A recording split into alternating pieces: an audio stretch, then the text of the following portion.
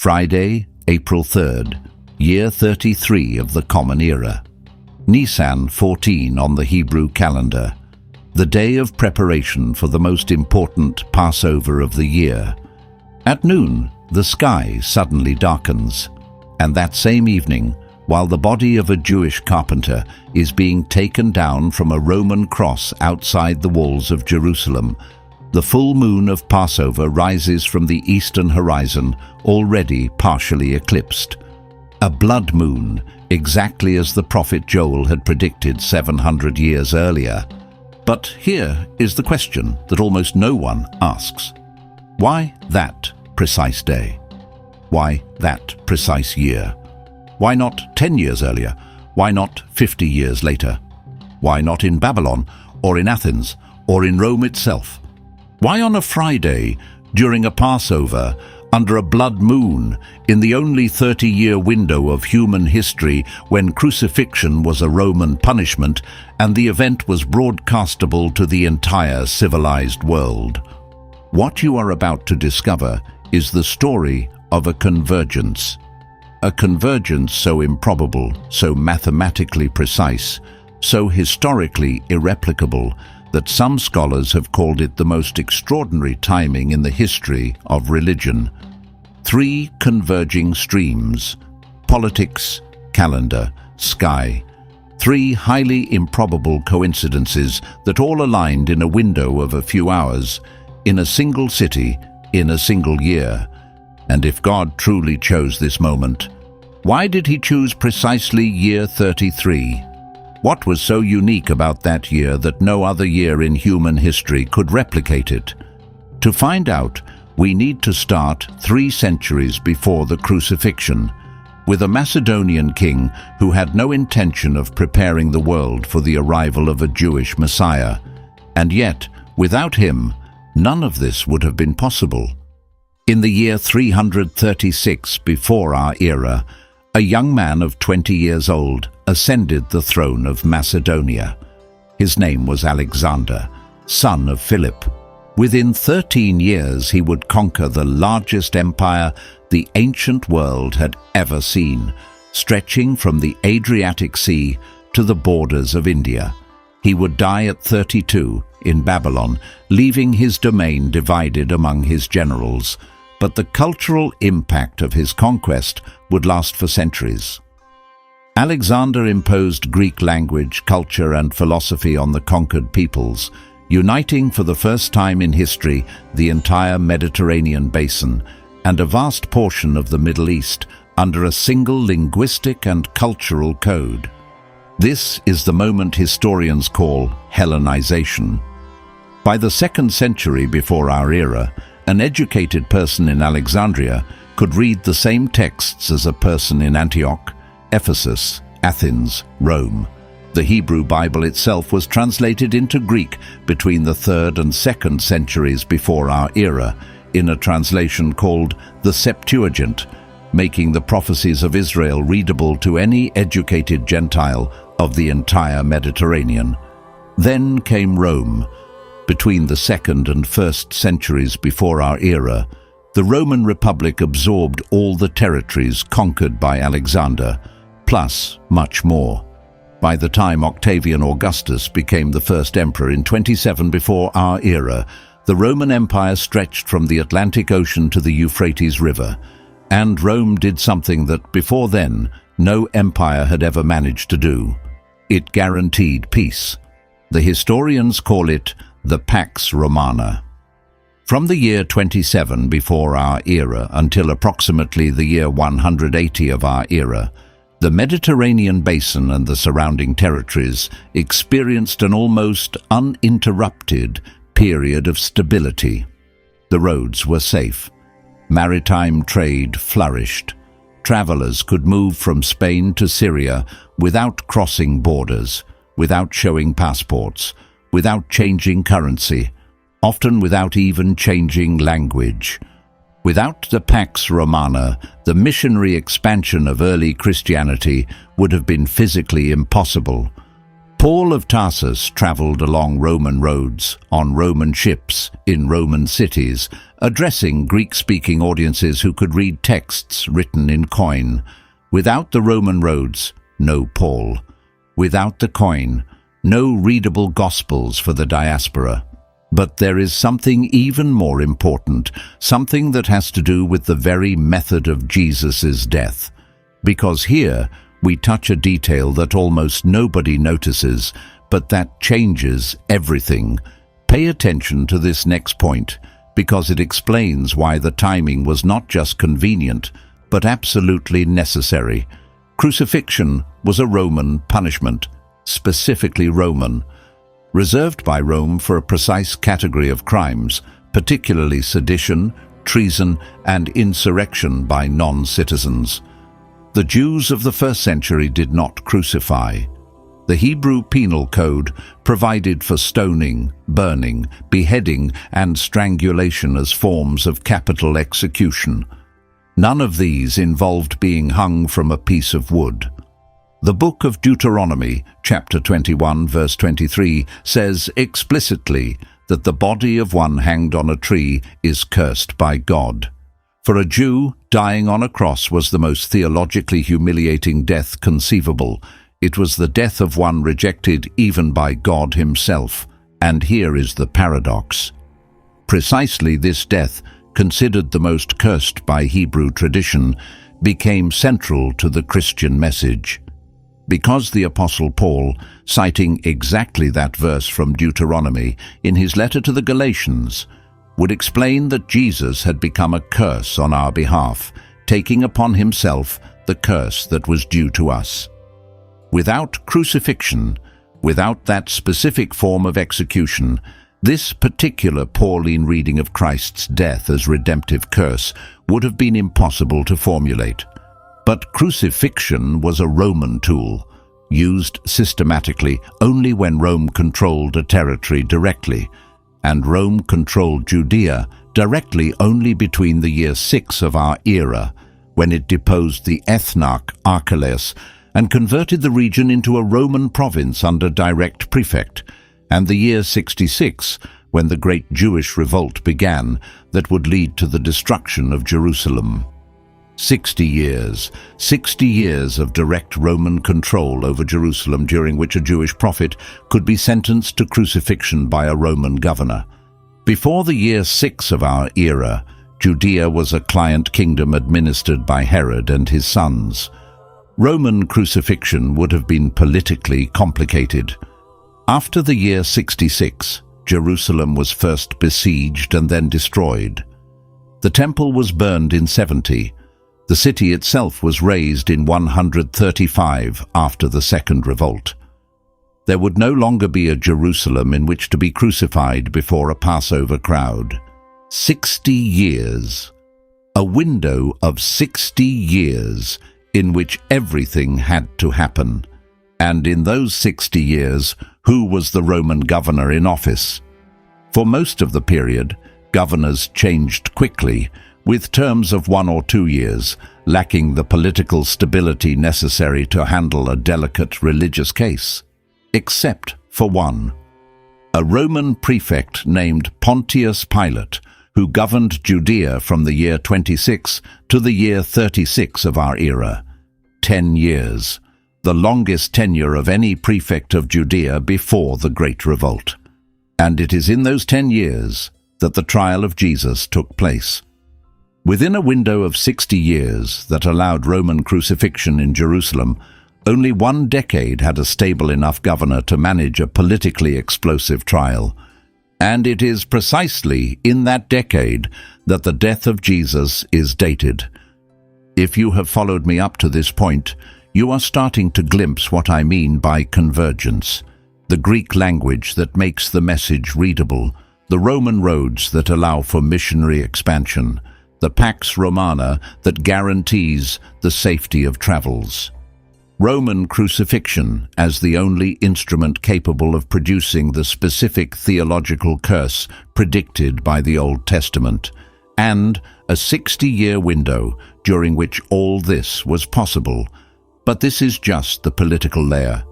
the chronological layer is even more astonishing, because the day on which Jesus died was not just any day of any year. It was the most theologically loaded day of the entire Hebrew year, in a year in which it fell on a Friday, in a configuration that no other year in that decade could replicate. To understand the next part, we need to talk about the Hebrew calendar, and about why the Passover of year 33 of our era was unique. The Hebrew calendar is lunisolar. This means it is based on lunar cycles, but periodically corrected with intercalary months to keep the seasons aligned with the solar year. The first month of the religious year is called Nisan.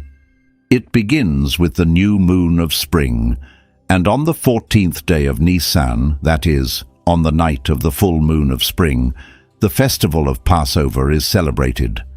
The Hebrew Passover, called Pesach, commemorates the exodus from Egypt, when the angel of death passed over the Hebrew houses, marked with the blood of the lamb sacrificed that very evening.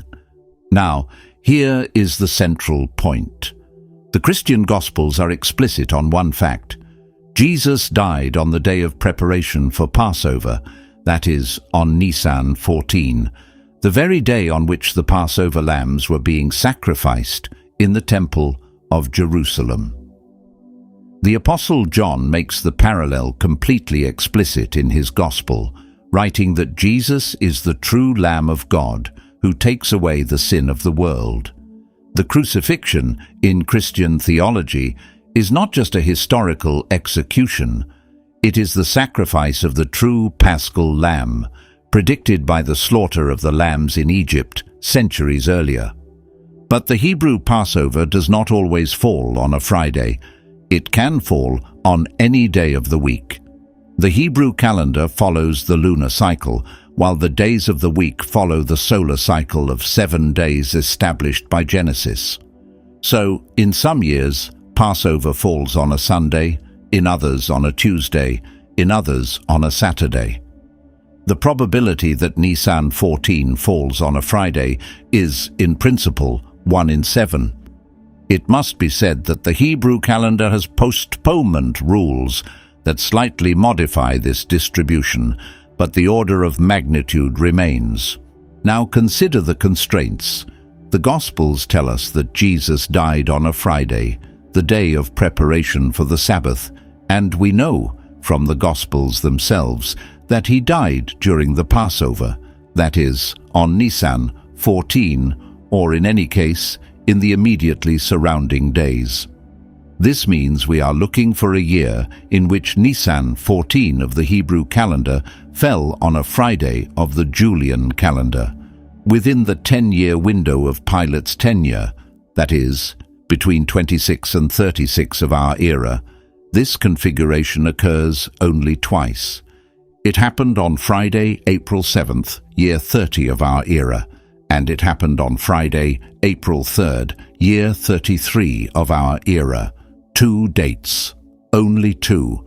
Modern scholars have debated for centuries which of these 2 is the correct one. Some prefer 30, basing themselves on the chronology of the public ministry of Jesus and on certain elements of the Gospel of John.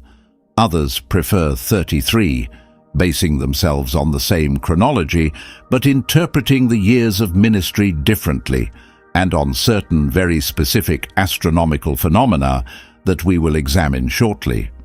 There is no academic consensus, but what the calendar shows clearly is that no other year in the prefecture of Pilate had a Passover that fell on a Friday.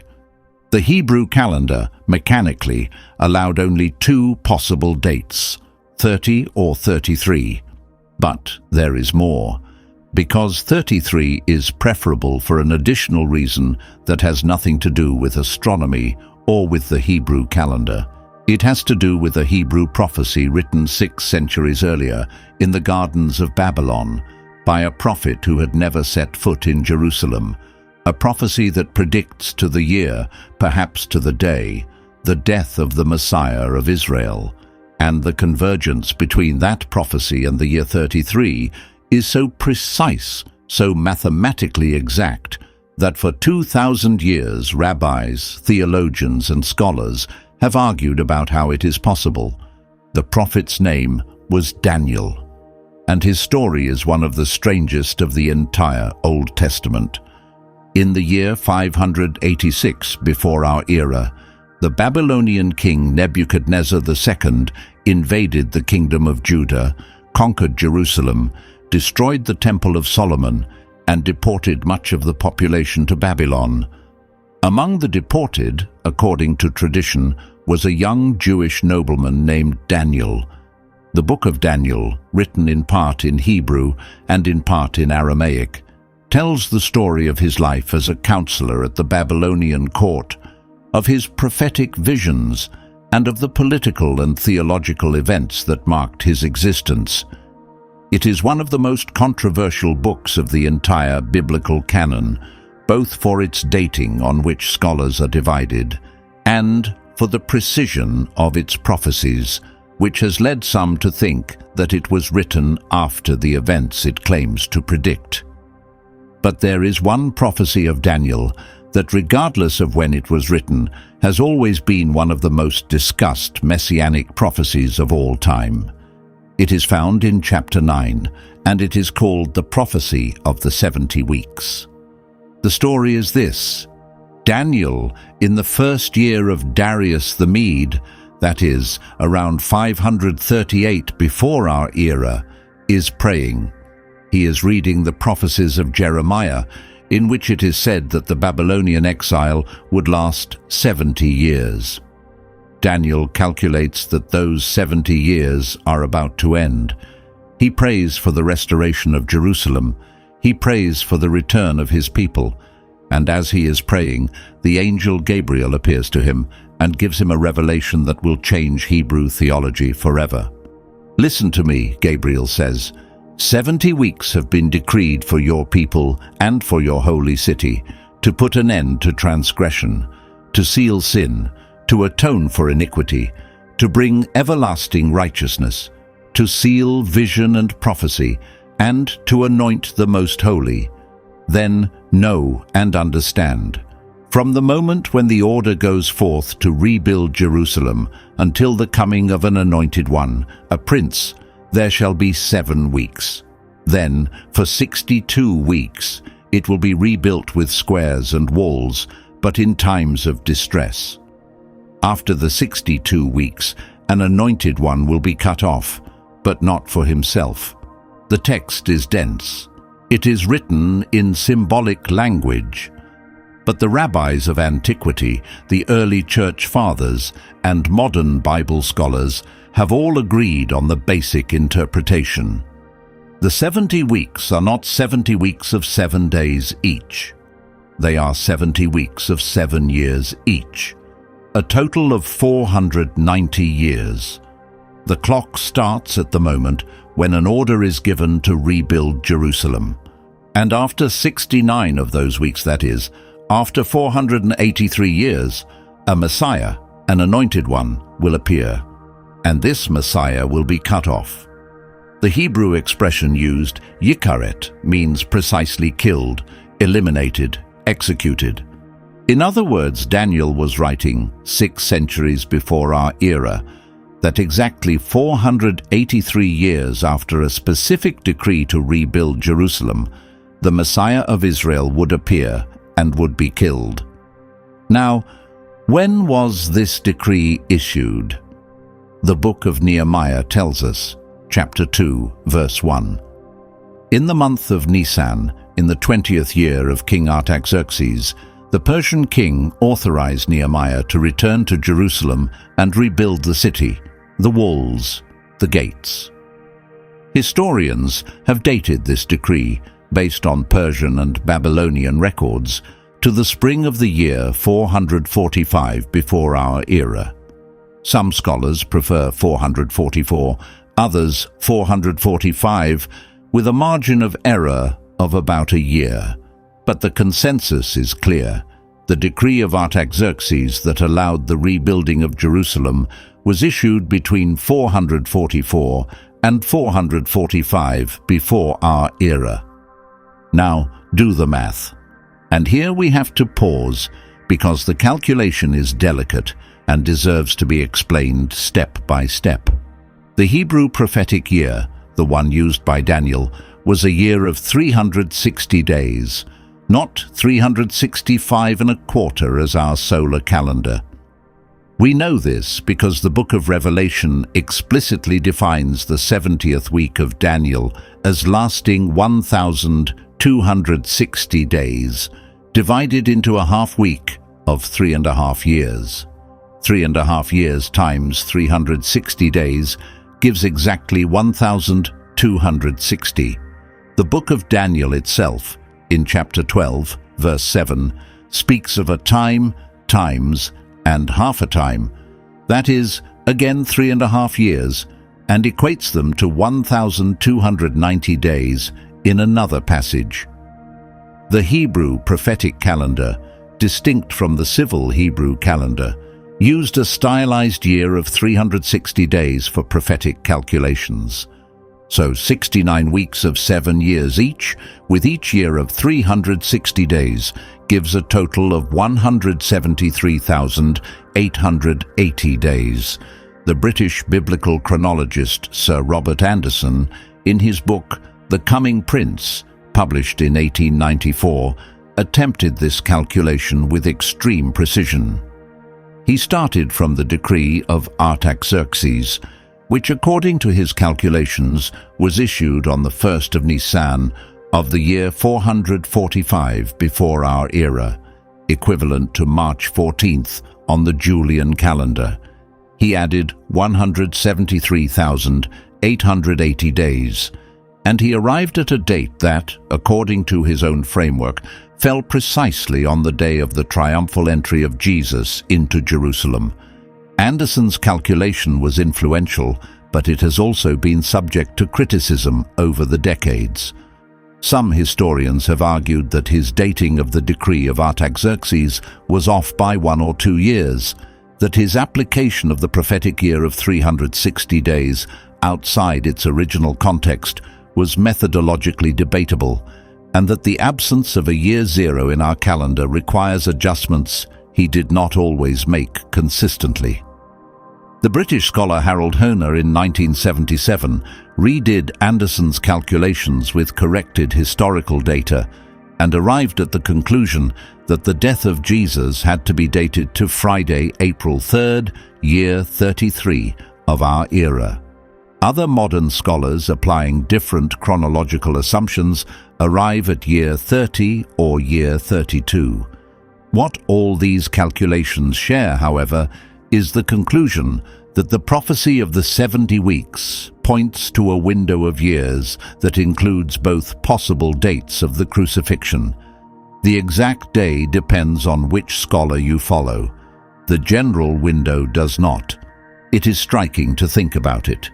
Daniel, 6 centuries before, sitting in a courtyard of Babylon, dictates a number, 483 years, from a decree that has not yet been issued, to the death of a Messiah who has not yet been born.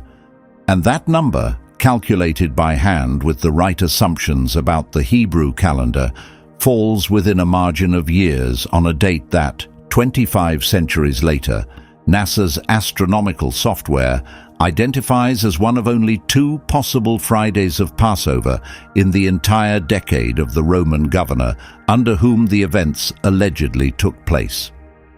There is one more detail of the prophecy of Daniel that few people highlight, but that deserves to be mentioned. Daniel writes that, after the death of the Messiah, the people of a coming prince will destroy the city and the sanctuary. This is a prediction of the destruction of Jerusalem and the temple, separate from the death of the Messiah, but consequent to it. Now, history tells us that the Temple of Jerusalem was destroyed in the year 70 of our era by the Roman armies of Titus, son of the Emperor Vespasian. Whether the crucifixion is dated to 30 or 33, the destruction of the temple followed within a generation, exactly as Daniel had predicted. The death of the Messiah, and the subsequent destruction of the temple by a foreign power. Both events happened in chronological sequence within the period predicted. Now stop and think for a moment. We have a prophecy written 6 centuries before the event that predicts the year. We have a Hebrew calendar that allows only 2 possible Fridays in a 10-year window. We have a Roman governor whose tenure represents the longest period of stability in Jerusalem before the Jewish revolt. We have a Greek language that has just become universal. We have Roman roads that have just been completed. We have a peace, the Pax Romana, that has just stabilized the empire.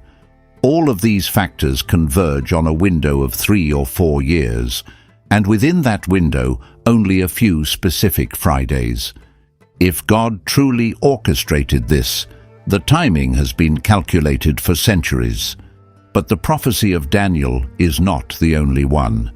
There are other messianic prophecies that, written centuries before, describe with disconcerting precision specific details of the death of the Messiah.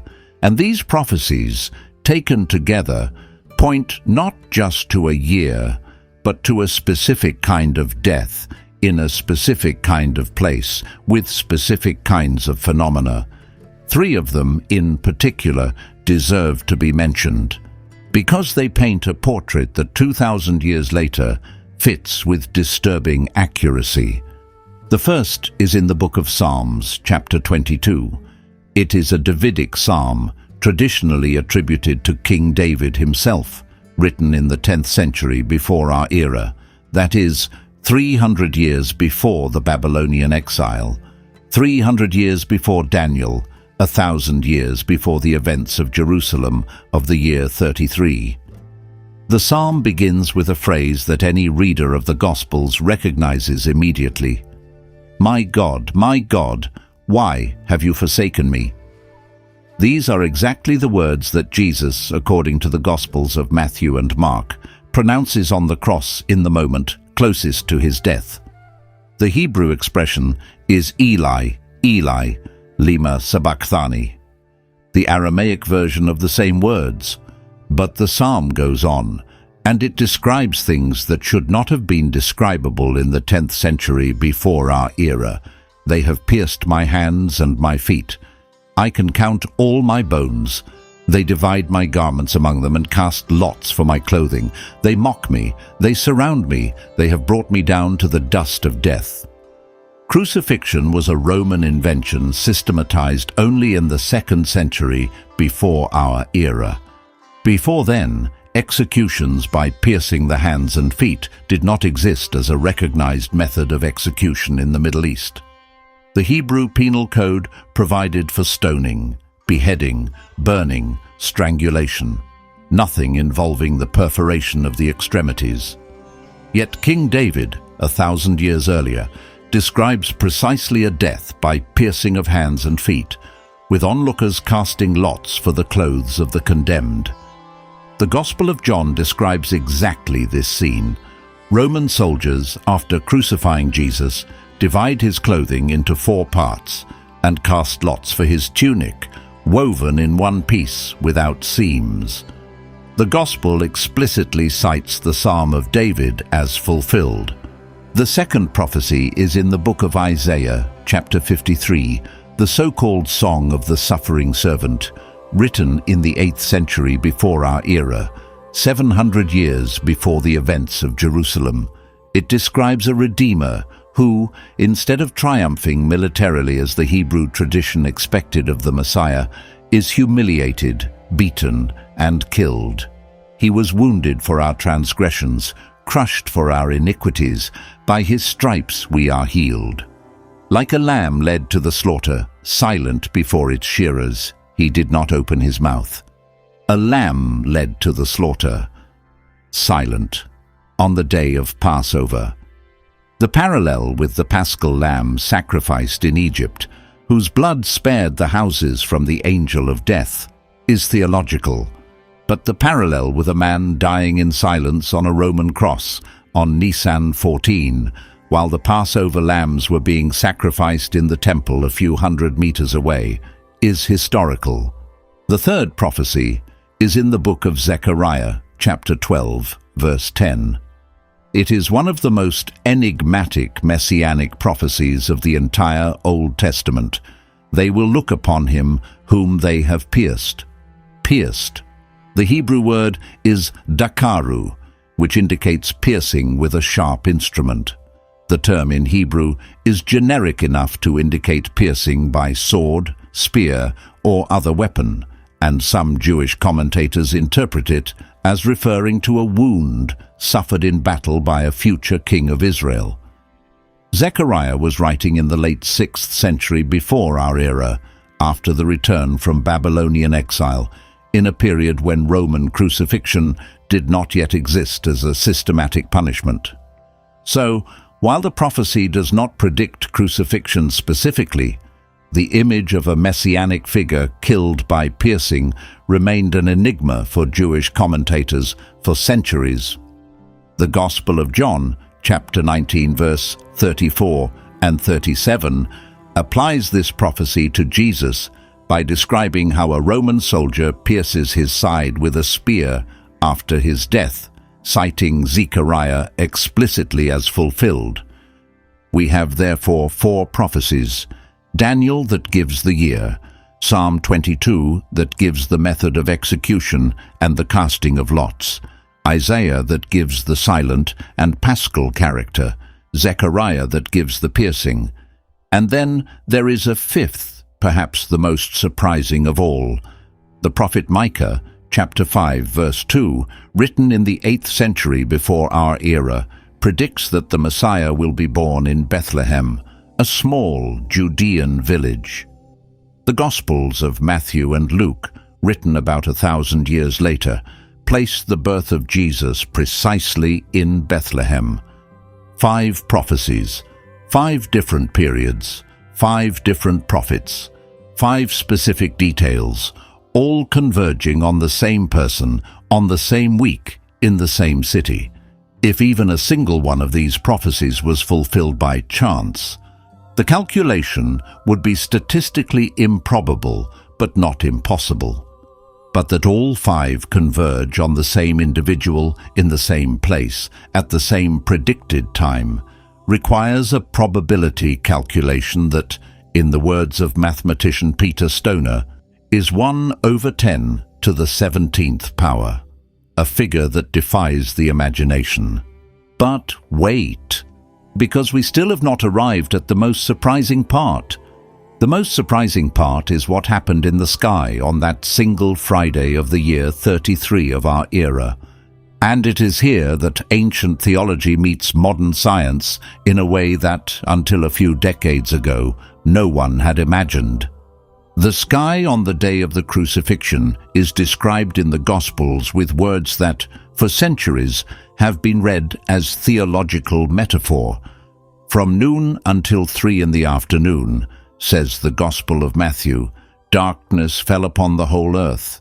The Gospel of Luke specifies that the sun's light was obscured. The veil of the temple was torn in 2. The earth shook, the rocks split, the graves opened. Many readers, even believers, have interpreted these passages as literary embellishments, as stylistic devices intended to underline the cosmic importance of the event. But what if they were not metaphors? What if they were descriptions, perhaps imperfect, perhaps stylized, of phenomena that actually happened? Modern science, particularly astronomy and geology, has begun in recent decades to investigate this question with rigorous methods. And what has emerged is, to put it mildly, surprising. Let us start with the eclipse. We have already mentioned it at the beginning of this video. NASA, on its History of Eclipses page, has confirmed that on Friday, April 3rd, year 33 of our era, a partial lunar eclipse was visible from Jerusalem. It was an eclipse that began before moonrise and ended shortly after the moon rose on the eastern horizon. Therefore, when the inhabitants of Jerusalem looked at the sky after sunset that Friday, they saw a moon that emerged already shadowed by the earth. with the characteristic reddish hue that lunar eclipses produce. A blood moon, in the language of the prophet Joel. Now here it must be specified honestly. Not all astronomers agree on the exact visibility of this eclipse from Jerusalem. The astronomer Bradley Schaefer, in a study published in 1990, argued that the moon would have been so low on the horizon and the sky so bright with twilight that the eclipse would have been difficult or impossible to see with the naked eye. Other scholars, like the Oxford physicist Colin Humphreys and his colleague Graham Waddington, in a study published in the journal Nature in 1983, argued instead that the eclipse was perfectly visible and that it can explain Peter's reference to the moon turned to blood pronounced 50 days later, on the day of Pentecost, when he quoted the prophecy of Joel. The scientific debate is open on visibility, but the astronomical event itself is documented. A lunar eclipse occurred that evening in that city on that specific Friday. Whether it was visible to the naked eye or partially obscured by twilight, the cosmic phenomenon was there. The earth was casting its shadow on the moon, and it was happening at the precise moment when, according to the Gospels, the body of Jesus was being taken down from the cross and carried to the tomb before sunset. But the eclipse, in itself, is not the only astronomical detail. There is something else, something about the so-called darkness at midday described by the Gospels. From noon until 3 in the afternoon, the sky is said to have darkened. Now, here we have to be honest about a real philological complication. Some early manuscripts of the Gospel of Luke use the Greek phrase eklipontos, which can be translated as the sun was eclipsed. Other manuscripts use a more general expression that simply means the sun was darkened. This textual variation has generated centuries of debate.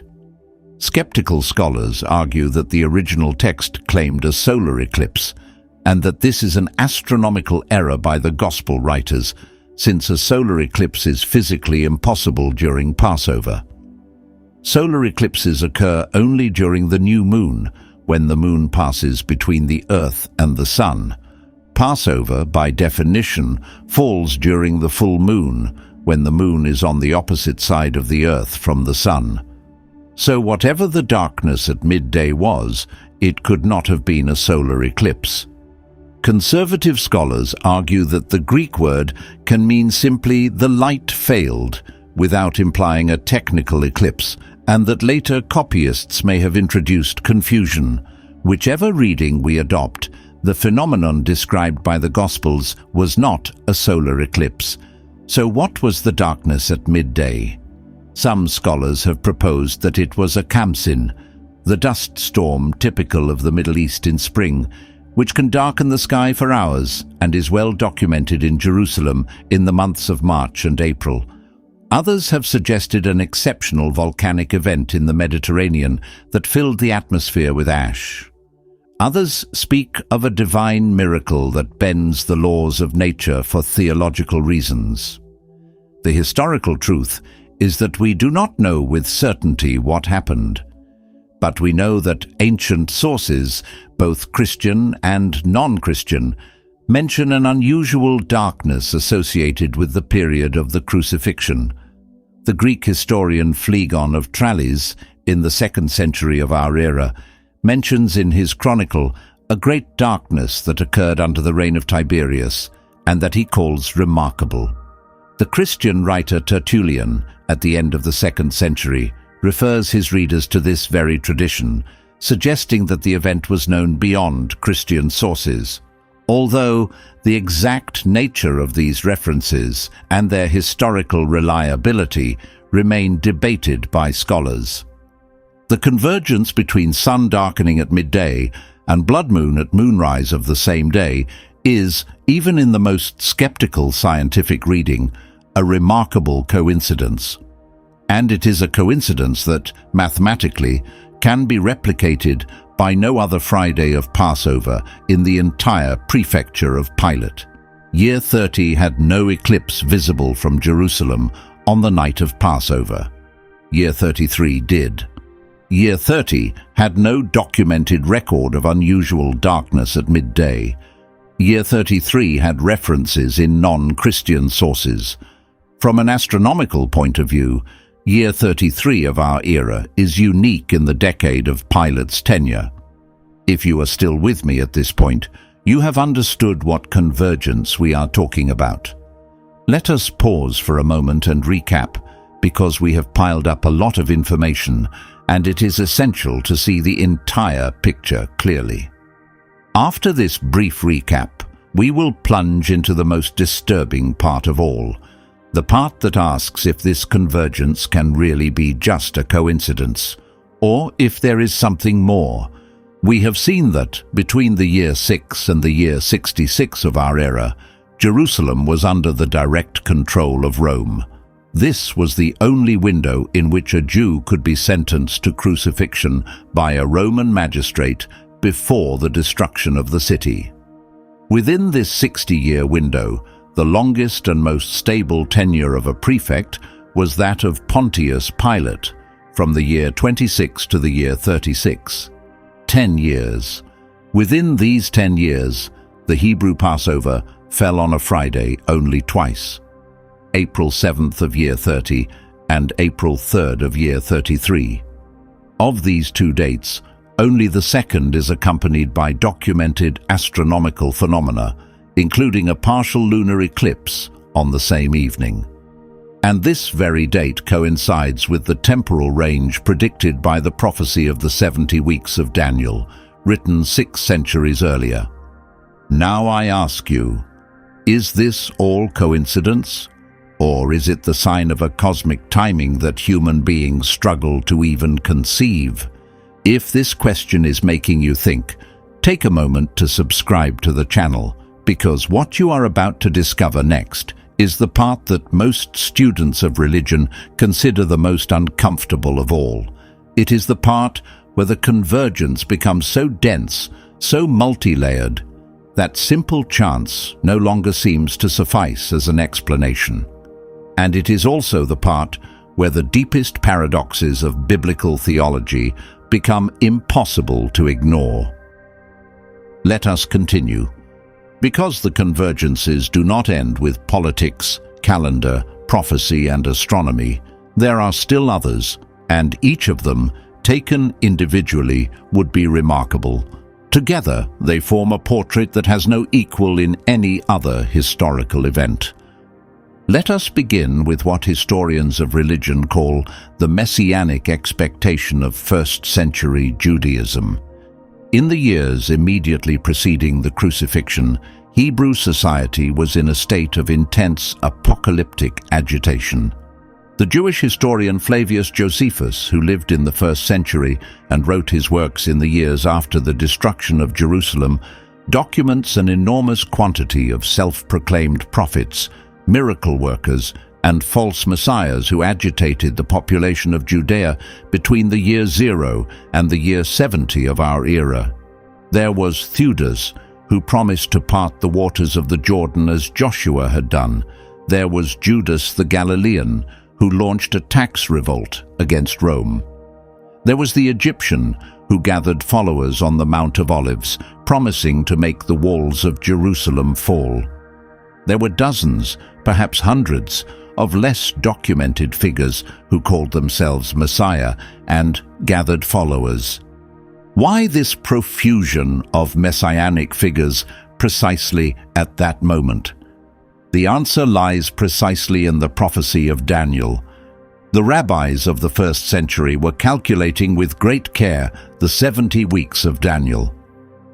They knew that the time was fulfilled. They knew that according to the prophet's calculations, the Messiah was about to appear. The whole nation was on the alert, looking up at the sky, scanning the political horizon, waiting for the signal. The Essenes of Qumran, the Jewish community that left us the Dead Sea Scrolls, wrote apocalyptic texts that explicitly speak of the imminence of the Messianic age. The Pharisees prayed every day for the coming of the Anointed One, Even simple Galilean fishermen, like the future apostles of Jesus, asked themselves who was the prophet, who was the Messiah, who would have the audacity to appear. This is fundamental, because if Jesus had appeared 2 centuries earlier, the messianic expectation, while already present, was not yet at the apocalyptic intensity of the 1st century. If he had appeared a century later, the destruction of Jerusalem and the diaspora would have made it impossible to speak in the temple in front of the priests. He appeared in the precise moment in which the entire nation was waiting for the Messiah with maximum urgency. The cultural context was already preloaded by the prophecies of Daniel themselves. The expectation was at its highest point, and he appeared exactly when, according to that calculation, he should have appeared.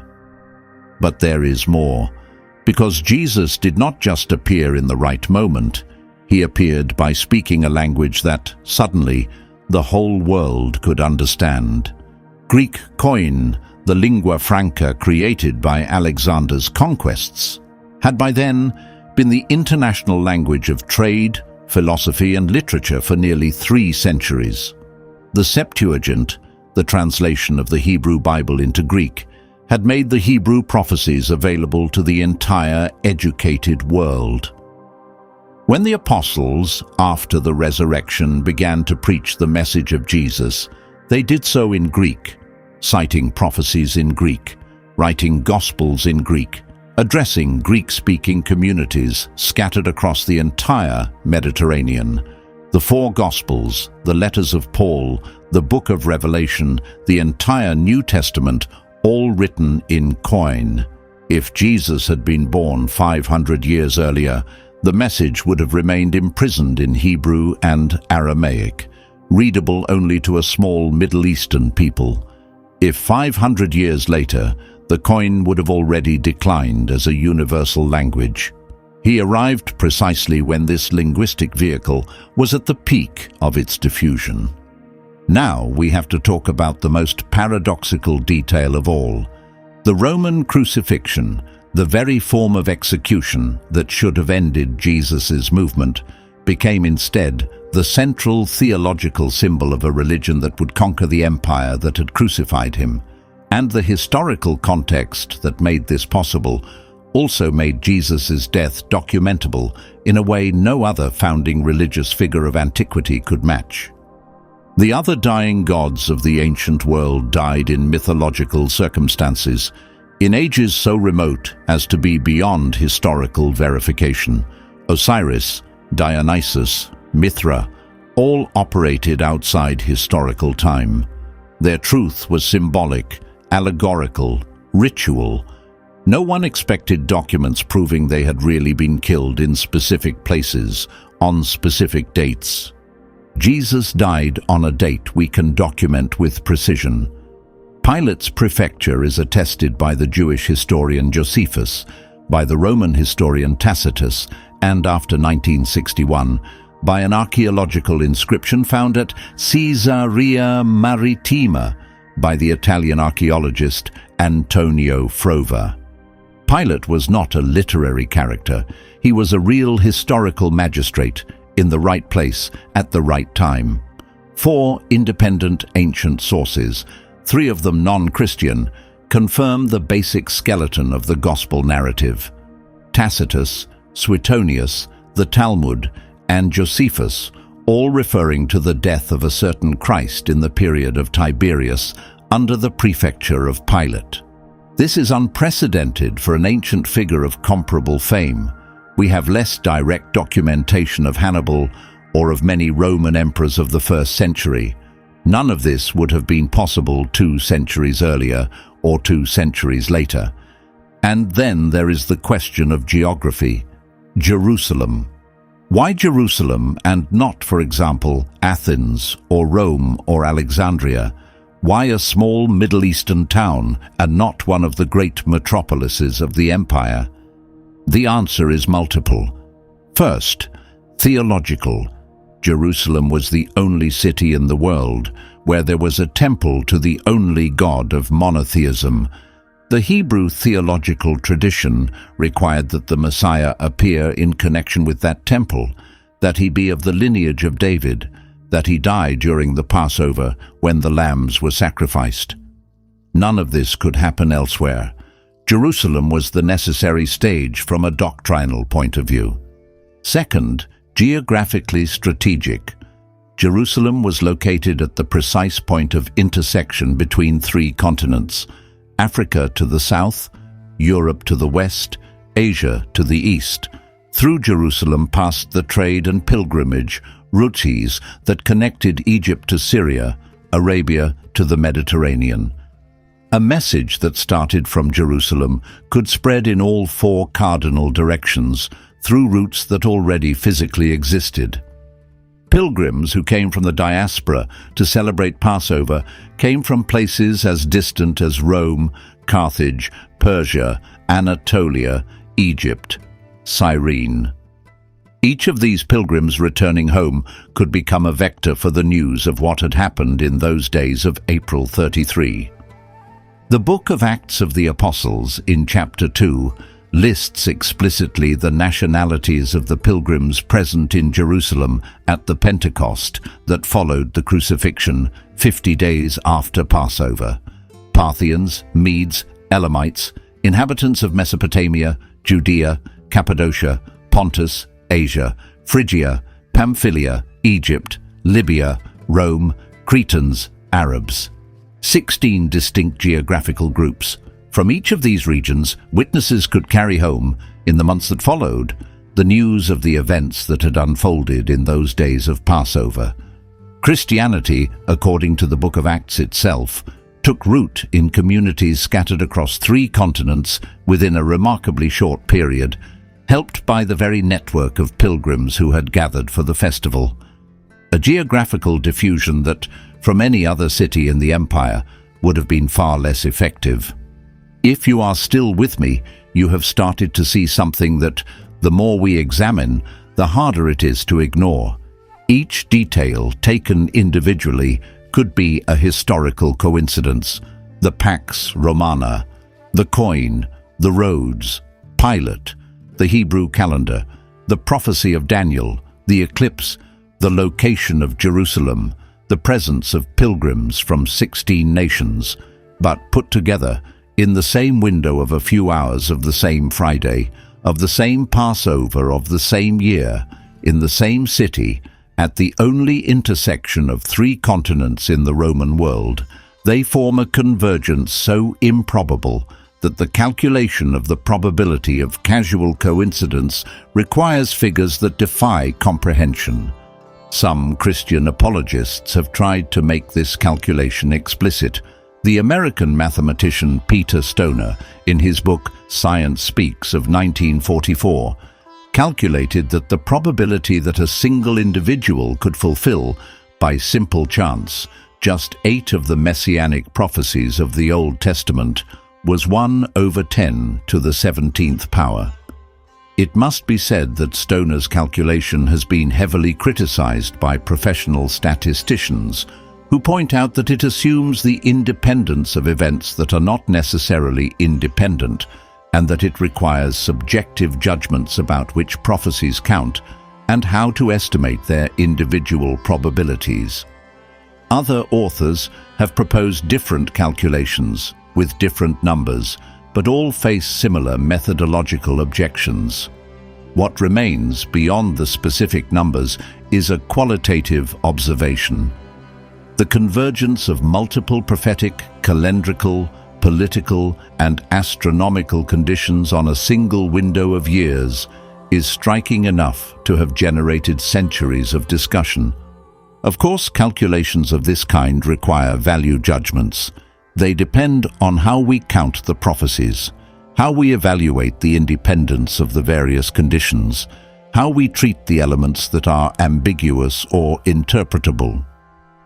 A skeptic can rightly argue that some of these calculations are forced, that some prophecies are reread retroactively to fit the events, that some of the convergences were inevitable consequences of others.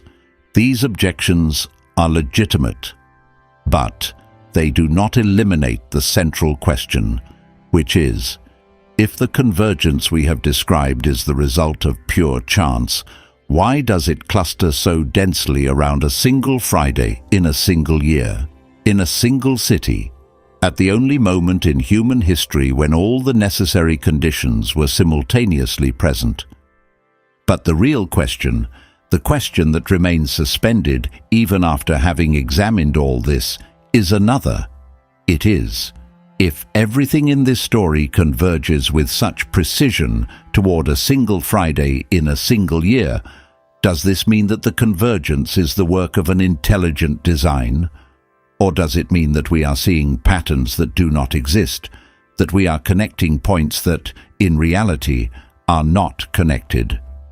The question is theological as well as philosophical, and it does not have an answer that can be given by science, but it has an answer that each of us, examining the data, can ponder for ourselves.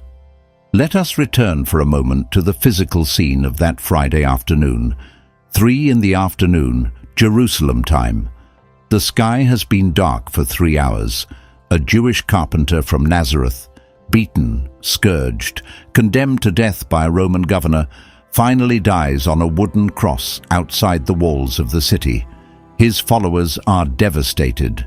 The Roman soldiers move to the next executions. The Jewish priests prepare to celebrate Passover at sundown. To the historians of the time, it would have seemed like one of the many trivial executions of the Roman Empire, the death of yet another Galilean rebel in a turbulent province during a religious festival. But that day, while the body of Jesus was being taken down from the cross to be placed in the tomb of Joseph of Arimathea before the start of the Sabbath, the moon began to rise on the eastern horizon, and the moon that evening was already partially eclipsed. It rose dark, reddish, with the appearance described by the prophet Joel 700 years earlier. The disciples, in their grief, perhaps did not notice. The priests, focused on the Passover rituals, perhaps did not connect the dots. But the moon rose, and the prophecy was fulfilled. If you ever find yourself in Jerusalem at sunset, on a Friday in April near Passover, look at the moon when it rises. Imagine that scene. 2,000 years ago, on a hill called Golgotha, the most documented event of the ancient world unfolded, in the only window of human history that allowed it, accompanied by astronomical phenomena that NASA can today recalculate to the minute. And ask yourself if all of this can really be the result of chance. Why year 33 of our era? The answer that historians, theologians, astronomers and scholars have tried to compose, examining each separate piece, is in the convergence we have explored together.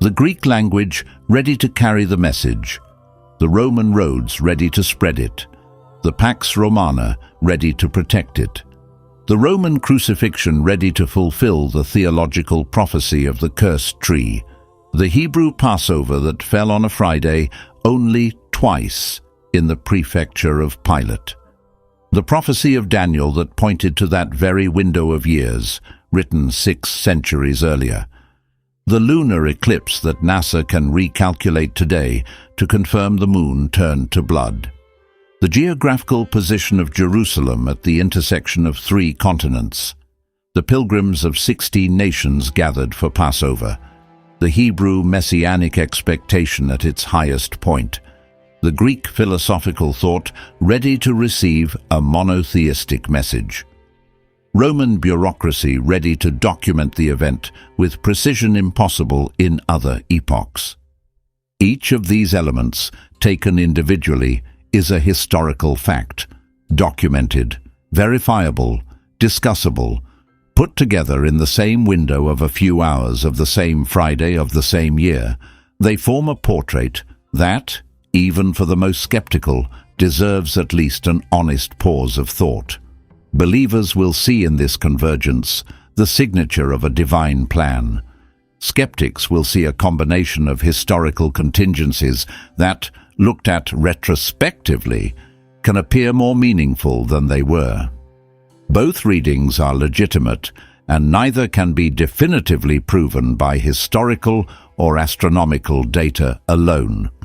What remains beyond the interpretation is the data itself, documented, calculable, repeatable, open to investigation by anyone who has the patience to follow the threads of history, of astronomy, of prophecy, and of theology.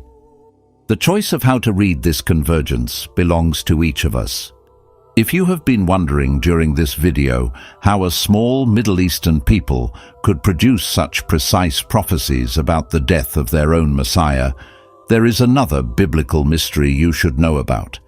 It is called the period of the 400 years of silence.